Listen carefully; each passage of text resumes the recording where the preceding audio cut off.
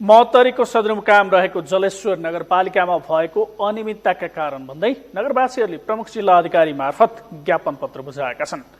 आजसम्म कुनै पनि काम तथा खर्चमा पारदर्शिता नअपनाएको भन्दै संघीय सरकार, प्रदेश सरकार र अन्य दात्री निकायको अनुदान तथा स्थानीय जनताले तिरेको करको रकमको व्यापक दुरुपयोग भइरहेकाले कागजातहरू सार्वजनिक गर्नुपर्ने उनीहरूको माग छ। भनेर हामी माग गरेका छौँ। उहाँ कोभिड-19 मा हालसम्म भएको खर्चहरू प्रदेश सरकार, संघीय सरकार र स्थानीय स्तरबाट कति खर्च गरिएको छ, कुन कुन सेक्टरमा खर्च गरिएको छ, त्यो सेक्टरको अहिलेसम्म सार्वजनिक भएको छैन।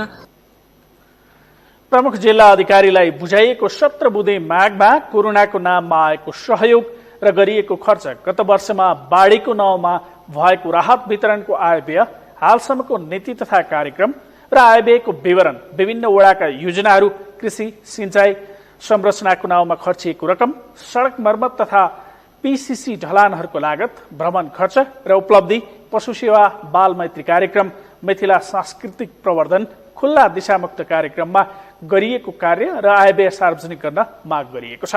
ज्ञापन पत्रमा नगर प्रहरीको भर्ना प्रक्रिया, कर्मचारी नियुक्तिको प्रक्रिया समेत सार्वजनिक गर्न भनिएको छ।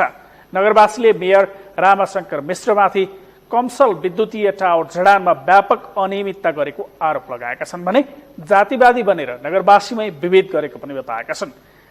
ती 3 वर्ष बितिसक्दा पनि नगरपालिकाले एउटा पनि रेडबुक ननिकाली अनियमितता र मनोमानीलाई मलजल दिइरहेको उनीहरूको आरोप छ। नगरवासीले 1 महिनाभित्र मागेका सूचना उपलब्ध नभए आन्दोलन थाल्ने चेतावनी दिएका छन्।